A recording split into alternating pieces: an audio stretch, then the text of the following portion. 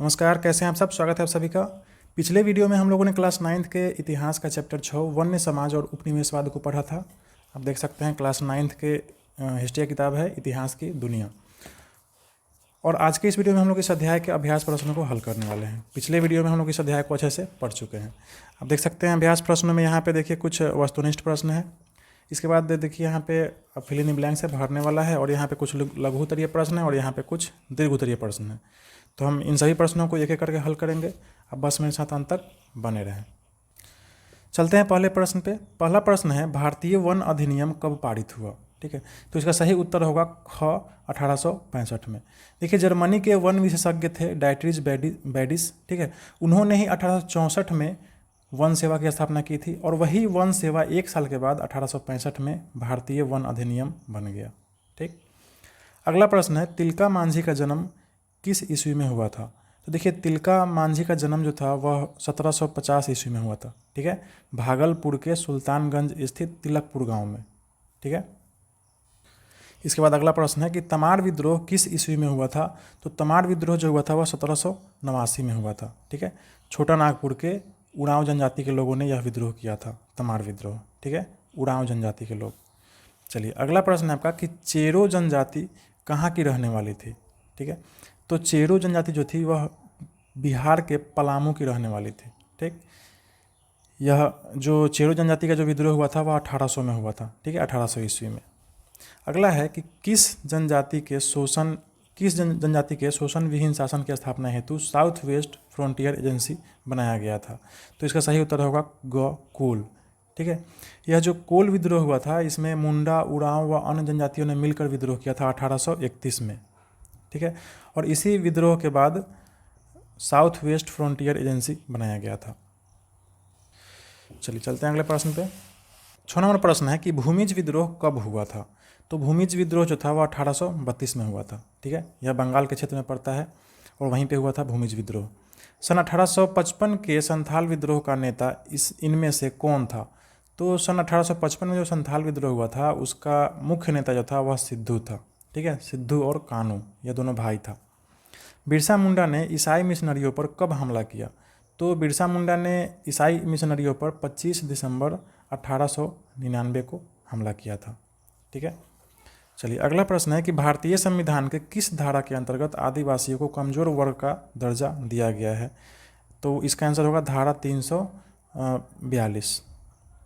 ठीक, अगला है कि झारखंड को राज्य का दर्जा कब मिला। तो देखिए, झारखंड जो था यह हमारे बिहार से ही कटकर बना था और इसको राज्य का दर्जा मिला 15 नवंबर 2000 ईस्वी को। ठीक है, अब चलते हैं अगले प्रश्न पे। अगला जो प्रश्न है आपका, इसमें खाली स्थानों को भरना है। ठीक है, इसमें देखिए पहला प्रश्न है कि जनजातियों की सर्वाधिक आबादी डैश में है। तो देखिए, जनजातियों की सर्वाधिक आबादी जो है वह अफ्रीका में है। ठीक है, यह आपके बुक में ही लिखा हुआ है। दूसरा प्रश्न है कि 18वीं शताब्दी में वन्य समाज कई डैश में बटा हुआ था। तो 18वीं शताब्दी में जो वन्य समाज था वह कई कबीलों में बटा हुआ था। ठीक है, इसका आंसर हो जाएगा कबीलों। अगला है कि वन्य समाज में शिक्षा देने के उद्देश्य से डैश में घुसपैठ की। तो इसका सही उत्तर होगा कि ईसाई मिशनरियों ने जनजातीय क्षेत्रों में घुसपैठ की। ठीक है, वन्य समाज में शिक्षा देने के उद्देश्य से ईसाई मिशनरियों ने जनजातीय क्षेत्रों में घुसपैठ की। ठीक है, तो इस खंड में इतना पूरा लिखाएगा। ठीक है, चौथा प्रश्न है कि जर्मन वन विशेषज्ञ डाइटरीज बैडिस ने सन 1864 में डैश की स्थापना की थी। तो अभी आपने पढ़ा है, वस्तुनिष्ठ प्रश्न में भी देखा है आपने, इसका होगा वन सेवा। ठीक है, डाइटरीज बैडिस ने 1864 में, ये जो जर्मन विशेषज्ञ थे, इन्होंने वन सेवा की स्थापना की थी। ठीक, अगला प्रश्न है कि डैश पहला संथाली था जिसने अंग्रेजों पर हथियार उठाया था। तो इसका सही उत्तर होगा तिलका मांझी। ठीक है, आप इसके बारे में पढ़ चुके हैं। पहाड़िया विद्रोह का यह मुख्य नेता था जो 1784 में तीर धनुष से भागलपुर के उस समय के जो तत्कालीन कलेक्टर थे अगस्टस क्लेवलैंड, उसकी हत्या कर दी थी तीर धनुष चलाकर। ठीक है, वह पहला संथाली था। अगला प्रश्न है 6 नंबर की हो जनजाति के लोग छोटा नागपुर के डैश के निवासी थे। तो छोटा नागपुर के सिंह भूम के निवासी थे। इसका सही उत्तर होगा सिंह भूम। ठीक है, आपकी किताब में दिया हुआ है। अगला है भागलपुर से राजमहल के बीच का जो क्षेत्र होता है वह दामन ए कोह के नाम से जाना जाता है। ठीक है, दामन ए कोह। भागलपुर से राजमहल के बीच का जो क्षेत्र है वह दामन ए कोह के नाम से जाना जाता है। अगला प्रश्न है कि सन डैश ईस्वी में संथाल विद्रोह हुआ था। तो इसका सही उत्तर होगा 1855 में। 1855 में संथाल विद्रोह हुआ था। ठीक है, अब चलते हैं इसके अगले प्रश्न पे। अगला प्रश्न है आपका, देखिए 9 नंबर। बिरसा मुंडा का जन्म डैश को हुआ था। तो बिरसा मुंडा का जन्म 15 नवंबर 1874 ईस्वी को हुआ था। ठीक है, 1874 पलामू जिला के उलीहातू गांव में, 15 नवंबर 1874। अगला है 10 नंबर। छत्तीसगढ़ राज्य का गठन डैश को हुआ था। तो छत्तीसगढ़ राज्य का जो गठन है वह 1 नवंबर 2000 ईस्वी को हुआ था। ठीक है, और 15 नवंबर 2000 को हुआ था झारखंड का गठन। ठीक, चलिए ये तो हो गया आपका फिल इन द ब्लैंक्स भरने वाला प्रश्न खत्म। अब है अगला 3 नंबर लघु उत्तरीय प्रश्न। इसमें कुल 10 प्रश्न है, तो हम इस 10 प्रश्नों को एक एक करके हल करते हैं। चलिए, इसका पहला प्रश्न है कि वन्य समाज की राजनैतिक स्थिति पर प्रकाश डाले। ठीक है, तो इसका उत्तर होगा कि 18वीं शताब्दी में वन्य समाज के लोग कबीलों में बटे हुए थे। प्रत्येक जनजाति एक मुखिया के तहत संगठित थी। इसकी स्वयं की शासन प्रणाली थी जिसमें सत्ता का विकेंद्रीकरण भी किया गया था। अंग्रेजी शासन के समय अंग्रेजों द्वारा प्रलोभन दिए जाने के कारण अधिक संख्या में ये मुखिया अंग्रेजों के हिमायती होने लगे और कठोरता से राजस्व वसूली में उनका साथ देने लगे। ठीक है, तो राजनीतिक स्थिति में आप इतना लिख सकते हैं। ठीक, आपका अगला 2 नंबर प्रश्न है कि वन्य समाज का सामाजिक जीवन कैसा था। तो वन्य समाज का सामाजिक जीवन जो था, इसमें आप इतना लिख सकते हैं कि आदिवासी जो थे वो सीधे सादे सरल प्रकृति के थे तथा स्वयं को शेष समाज से अलग रखते थे। वे प्रकृति प्रेमी थे तथा सरहुल त्यौहार मनाकर प्रकृति की पूजा भी करते थे। ठीक है, नाच गाना और छोटे मोटे शिकार करना इनका मुख्य शौक था। लेकिन अंग्रेजों ने उनके सामाजिक जीवन में हस्तक्षेप कर उनके मुखिया को अपना हिमायती बनाकर ईसाई मिशनरियों की घुसपैठ करके तथा जंगल से उनके गहरे रिश्ते तोड़कर उनकी सामाजिक व्यवस्था अस्त व्यस्त कर दिया था। ठीक है, चलते हैं अब अगले प्रश्न पे। अगला प्रश्न है 3 नंबर कि 18वीं शताब्दी में वन्य समाज का आर्थिक जीवन कैसा था। तो इसका उत्तर होगा 18वीं शताब्दी में वन्य समाज के आर्थिक जीवन का आधार कृषि था। ठीक है, खेती करके वे लोग जीविकोपार्जन करते थे। वे जगह बदल बदल कर घुमंतु या झूम कृषि करते थे, जिस पर बाद में अंग्रेजों ने रोक लगा दी थी। वे खेती के अलावा हाथी दांत, मसाले, रेशे, रबर आदि के व्यापार के साथ साथ लाह तैयार करने का भी कार्य करते थे। ठीक है, इतना आप लिख सकते हैं। चलते हैं अगले प्रश्न पे।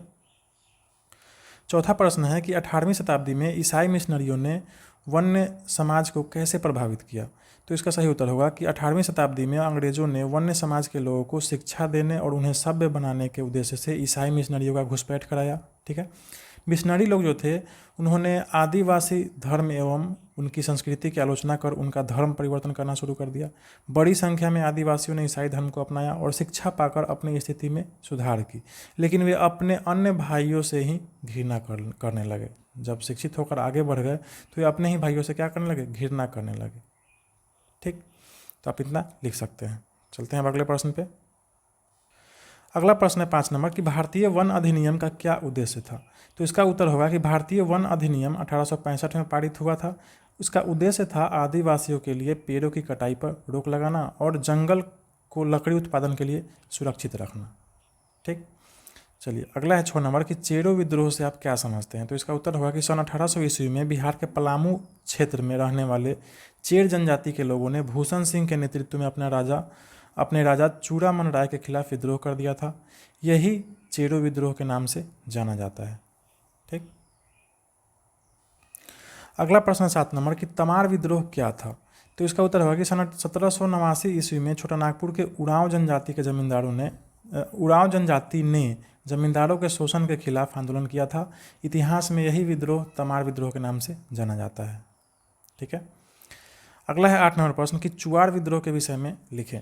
देखिए, तत्कालीन बंगाल प्रांत के मिदनापुर, बांकुड़ा, मानभूम आदि क्षेत्रों में रहने वाले चुआड़ जनजाति के लोगों ने अंग्रेजों के लगान व्यवस्था के खिलाफ, यहाँ पे ने छूट गया, ठीक है, आप ने लगा लेंगे। लोगों ने अंग्रेजों के लगान व्यवस्था के खिलाफ सन 1798 में मिदनापुर स्थित किरणगढ़ की रानी शिरोमणि के नेतृत्व में विद्रोह किया था। ठीक है, इतिहास में यह चुआड़ विद्रोह के नाम से जाना जाता है। ठीक है, चलते हैं अगले प्रश्न पे। अगला प्रश्न है 9 नंबर कि उड़ीसा के जनजाति के लिए चक्र बिश्नोई ने क्या किया। तो देखिए, चक्र बिश्नोई का जन्म उड़ीसा के घूमसार के ताराबाड़ी नामक गांव में हुआ था। उन्होंने अंग्रेजों पर आदिवासियों के सामाजिक एवं धार्मिक प्रथाओं में हस्तक्षेप करने का आरोप लगाया और उनका प्रबल विरोध किया था। इतिहास में यह कंध विद्रोह के नाम से जाना जाता है। तो उड़ीसा में जो कंध विद्रोह हुआ था उसके मुख्य नेता यही थे, चक्र बिश्नोई। ठीक है, चलते हैं अगले प्रश्न पे।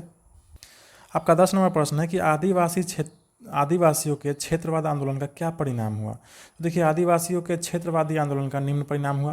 पहला बिंदु में आप लिखेंगे कि 1935 ईस्वी में तत्कालीन विधानसभा द्वारा जनजातियों के लिए शिक्षा और आरक्षण का प्रस्ताव पारित किया गया।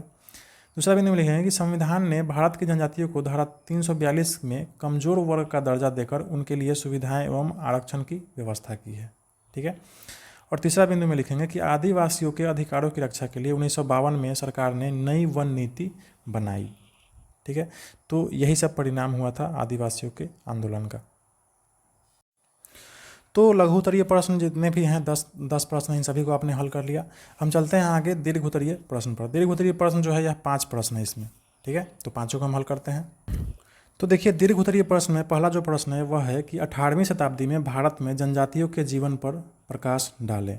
ठीक, तो 18वीं शताब्दी में आदिवासियों का जीवन वनों पर आश्रित था। भोजन, ईंधन, लकड़ी, घरेलू सामग्री, जड़ी बूटी, औषधियों, पशुओं के लिए चारा और कृषि औजारों की सामग्री के लिए वनों पर आश्रित रहते थे। ठीक है, वन्य समाज में रहने वाले जनजातियों ने अपने आप को वर्ग के आधार पर नहीं बल्कि जाति के आधार पर समाज में बांट के रखा था। ठीक है, जैसे भील है, गोंड है, संथाल, पहाड़िया, चेरो, उराव इत्यादि। ठीक, इनका समाज कबीलों में बटा हुआ था जो एक मुखिया के तहत संगठित थी। इनकी स्वयं की शासन प्रणाली थी। नाच गाना और छोटे मोटे पशुओं का शिकार करना इनका मुख्य शौक था। चैत्र शुक्ल तृतीया तिथि को वे लोग सरहुल पर्व मनाते थे। वे लोग घुमंतु या झूम विधि से कृषि भी करते थे। तो यह था 18वीं शताब्दी के जनजातीय जीवन। ठीक है, आप इसमें इतना लिख सकते हैं। अगला प्रश्न आपका देखिए 2 नंबर कि तिलका मांझी कौन थे, उसने आदिवासी क्षेत्र के लिए क्या किया। तो इसके उत्तर में आप लिखेंगे कि तिलका मांझी का जन्म 1750 ईस्वी में भागलपुर प्रमंडल स्थित सुल्तानगंज के पास तिलकपुर गांव में हुआ था।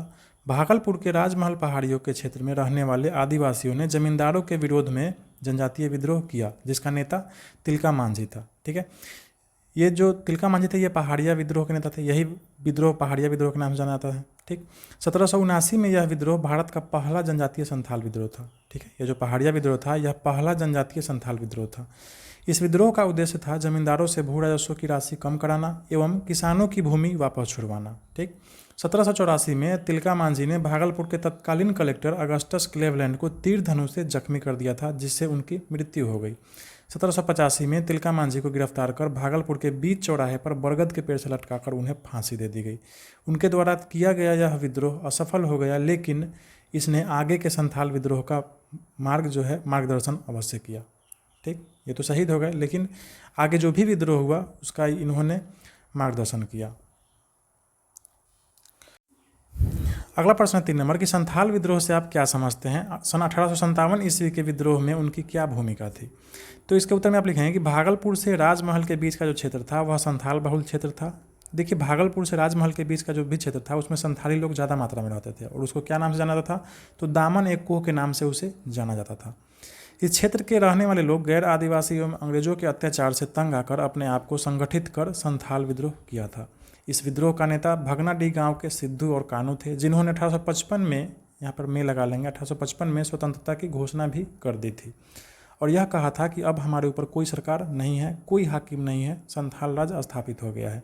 इस विद्रोह में संथालों ने अदम्य साहस का परिचय दिया परंतु फिर भी विद्रोह असफल हो गया क्योंकि युद्ध की आधुनिक तकनीकी इनके पास नहीं थी। ठीक है, जब 1857 की क्रांति की शुरुआत हुई तब इन संथाल विद्रोहियों ने भी अंग्रेजों के खिलाफ क्रांतिकारियों के साथ थे। ठीक, तो आप इतना लिख सकते हैं इसमें। चलिए अगला प्रश्न 4 नंबर कि मुंडा विद्रोह का नेता कौन था, औपनिवेशिक शासन के विरुद्ध उसने क्या किया। तो इसके उत्तर में आप लिखेंगे कि छोटा नागपुर में मुंडा आदिवासियों ने उपनिवेशवाद के खिलाफ विद्रोह किया था जो मुंडा विद्रोह के नाम से जाना जाता है। ठीक, इस विद्रोह का नेतृत्व बिरसा मुंडा ने किया था। उनका जन्म 15 नवंबर 1874 को पलामू जिले के तमार के निकट उली हाथू नामक गांव में हुआ था। वे आदिवासियों की गरीबी और शोषण पर गहन चिंतनशील रहते थे तथा औपनिवेशिक शासन के भू राजस्व प्रणाली, न्याय प्रणाली, शोषणपूर्ण नीतियों का समर्थन करने वाले जमींदारों के प्रति भी आक्रोशित रहते थे। धार्मिक आंदोलन के आधार पर बिरसा मुंडा ने सभी आदिवासियों को हथियार बंद करना शुरू कर दिया और उन्हें उनके अधिकारों के प्रति सजग कराया। ठीक है, 25 दिसंबर 1899 को उसने ईसाई मिशनरियों पर आक्रमण किया। तो आप इतना लिख सकते हैं मुंडा विद्रोह में और बिरसा मुंडा के लिए। ठीक है, चलते हैं अगले प्रश्न पे। आपका अगला और अंतिम प्रश्न है 5 नंबर कि वे कौन से कारण थे जिन्होंने अंग्रेजों को वन्य समाज में हस्तक्षेप की नीति अपनाने के लिए बाध्य किया। मतलब आपको कारण बताना है कि अंग्रेज जो थे वह वन में क्यों प्रवेश किए, जनजातीय समाज को क्यों परेशान कर रहे थे। तो इसका 4 गो कारण है। पहला तो यह था कि आदिवासी समाज के लोग गरीब व अशिक्षित थे, जिससे उन्हें प्रलोभन देकर उनके क्षेत्रों में ईसाई मिशनरियों का घुसपैठ कराकर उनका धर्म परिवर्तन करना आसान था। ठीक है, चूँकि अंग्रेज लोग ईसाई धर्म थे तो सोचते थे कि ज़्यादा से ज़्यादा लोगों को हम ईसाई बना देंगे तो अच्छा रहेगा। दूसरा बिंदु है कि 19वीं शताब्दी के आते आते अंग्रेज़ों ने रेल की पटरी और रेल के डिब्बे की सीट बनाने के लिए वन्य समाज में हस्तक्षेप कर जंगलों की कटाई शुरू कर दी। ठीक है, वे नया नया विकास कर रहे थे, उससे उनको लकड़ी की ज़रूरत थी और इसके कारण भी वे लोग कहाँ गए, जंगल में लकड़ी काटने गए। गरीब और अशिक्षित होने के कारण आदिवासियों का आर्थिक एवं शारीरिक शोषण करना अंग्रेजों के लिए आसान था। ठीक है, आसानी से उसको लेबर मजदूरी वहाँ से मिल जाता था। खतरनाक जानवरों के भय से अंग्रेजों ने वन में रहने वाले जानवरों को मारना शुरू कर दिया, जिससे उनकी कई प्रजातियाँ भी विलुप्त हो गई। ठीक, तो इस तरह से अंग्रेज जो थे वो वनों में घुसपैठ करके वहाँ के रहने वाले लोगों को परेशान कर रहे थे। वहाँ जो जंगल था उसको नष्ट कर रहे थे और वहाँ जंगल में जो रहने वाले जानवर थे उनको भी मार रहे थे। तो इस तरह से पूरे वन्य समाज को ही वे परेशान कर रहे थे अंग्रेज लोग। तो अब इस तरह से देखिए आपने इन 5 दीर्घोत्तरीय प्रश्नों को भी हल कर लिया। ठीक है, यहाँ पे लघुत्तरीय प्रश्न था, इनको भी आपने हल कर लिया। इन सभी प्रश्नों को आपने हल कर लिया। ठीक है, इसी के साथ आपका यह जो अध्याय था यह पूरा कंप्लीट हो गया। ठीक है, अभ्यास प्रश्नों को भी हल कर लिया आपने, वीडियो इस पूरे अध्याय को भी अच्छे से पढ़ लिया। तो यह वीडियो आपको कैसा लगा आप हमें कमेंट करके जरूर बताएंगे। अच्छा लगा तो कृपया वीडियो को लाइक कर लेंगे, मेरे चैनल को सब्सक्राइब कर लेंगे, अपने दोस्तों को शेयर कर देंगे और बेल नोटिफिकेशन आइकन भी दबा लेंगे ताकि हर नया वीडियो जो है वह आप तक पहुँचता रहे। ठीक है, पढ़ते रहें और खुश रहें। जल्द ही मिलेंगे फिर अगले नए चैप्टर के साथ।